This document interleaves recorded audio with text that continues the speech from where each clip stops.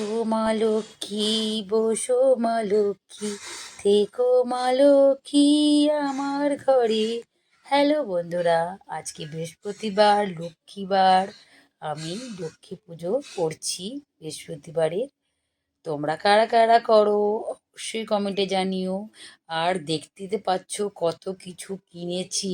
কালকে আমি চাকদা দিয়ে দেখো কত কিছু কিনেছি। আগে তোমাদের দেখিয়ে দিই, এই যে রূপার কয়েনটা দেখছি, এটা একটা দেখছো না পয়সা, এটা কি দেখে রূপার কয়েন জানো। কালকে আমার বর 4খানা রূপার কয়েন এনেছিল। চারটা কতদিন পুরনো জানো, সেই 40 41, এটা 47 সালের রূপোর কয়েন। মাকে নিবেদন করলাম। যা মায়ের সিংহাসনে, মা লক্ষ্মীর সিংহাসনে রূপোর কয়েন থাকা সংসারের খুব ভালো। তোমরা প্রত্যেকে রেখো, সবার ভালো হবে সংসারে মা লক্ষ্মীর কৃপায়।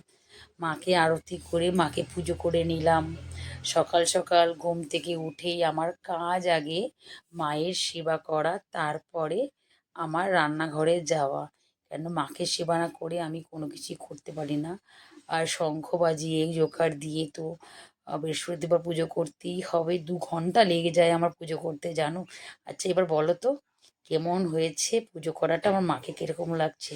তাহলে এবার তোমাদের বলি, কালকে চাকদা দিয়ে মায়ের শীতের পোশাক এনেছি, মায়ের জন্য চাদর এনেছি, গণপতিজির জন্য চাদর এনেছি, আমার রাধা গোবিন্দর জন্য সোয়েটার এনেছি। চলো এক এক করে সব দেখাবো তোমাদের।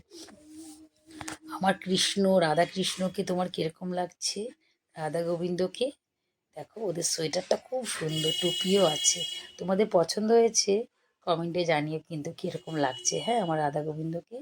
আর আমার গণপতিজিকে দেখো কত উজ্জ্বল লাগছে, মা লক্ষ্মীকে কী সুন্দর লাগছে। মনে হচ্ছে আমার সিংহাসন জুড়ে, আমার ঘর জুড়ে যেন এরা যেন ঝলমল করছে, কত সুন্দর।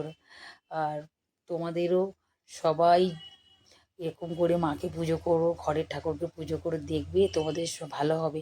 আর একটা কথা, বৃহস্পতিবার কিন্তু তোমরা অবশ্যই পাঁচালি পড়বে। পাঁচালি পড়লে কিন্তু মা লক্ষ্মী তার ঘরে বাধা থাকে জানো।